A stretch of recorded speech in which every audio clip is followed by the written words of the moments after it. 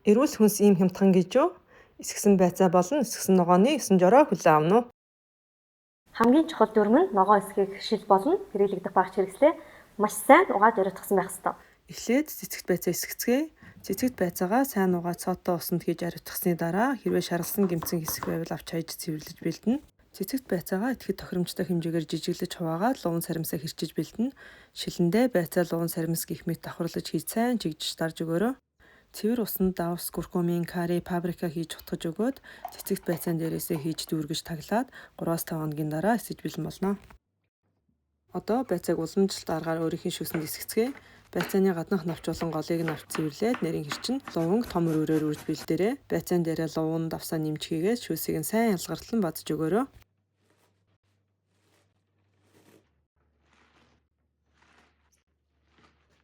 Шилэн савндаа лаврын навч бөөрөнхий хар перцгийгээ дээрээс нь батсан байцаагаа гэх мэт уйлаж хийж өгсөний дараа шүүсэн дээрээ ялгарч бүрхтэл нь маш сайн жигжиж дарж өгөөрэй.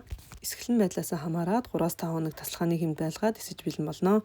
Энэ хугацаанд тагийг авч агаар оруулж савхаар хатгаж хийгэн гаргаж байх хэрэгтэй. Эсэж бэлэн болсны дараа сайн таглаад хөрөгчөнд хадгалаарай. Ягаан байцаагаа мөн адил гаднах навчийг нь авч цэвэрлэж нарийн хэрчин луванг том өрөөрөөр цагаангааг жижиг өрөөрөөр үрж бэлдээрэй. Байцаан дээрээ давс хийж базаад шүүсэн ялгарч эхлэнгүүт тимьян, цагаангаа болон луунгаа нэмж шүүсэн сайн ялгартан бадж өгөөрэй. Шилэндээ хийж шүүсэн сайн бүрхтэл нь чигжиж дарж өгөө таглаж тавиарай. 3-5 хоногийн дотор эсэж бэлэн болно. Ер нь ногоог эсгэхдээ ямар нэгэн амтлагч нэмэхгүйгээр дангаар нь эсгэх бүрэн боломжтой байдаг. Энэ удаад би төрөл бүрийн амтлагч хийж амтыг нь баяжуулж эсгэлээ.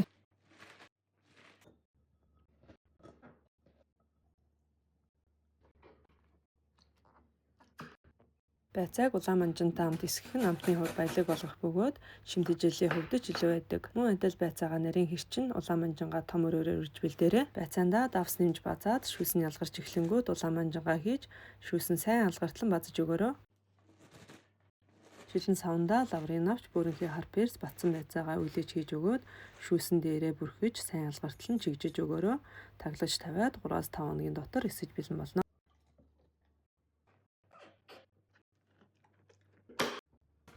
Байцааг улаан манжин луунгийн хамт том хэрчилтэй эсгэх нь ажиллагааны хувьд цаг бага ордог, хийхэд хэлбэр байдаг. Байцаагаа том дөрвөлжин хэрчин улаан манжин луунгаа хүсэн хэлбэр хэмжээгээр хэрчиж саримсаа халсилж бэлдээрэй. Усандаа давс хийж уусгах нь давсны хэмжээ 1 литрт 1.5-аас 2 амны халга байна. Бөөрөнхий хар перц лаврын навч саримсаа хийгээд дээрээс нь байцаа луун улаан манжин гэх мэт уйлаж хийгээ сайн жигжиж дараа давстаа усаа дүүртэлэн сайн гэж таглана. Тасалгааны хэмээс хамаарат 5-7 хоногийн дотор эсэж бэлэн болно.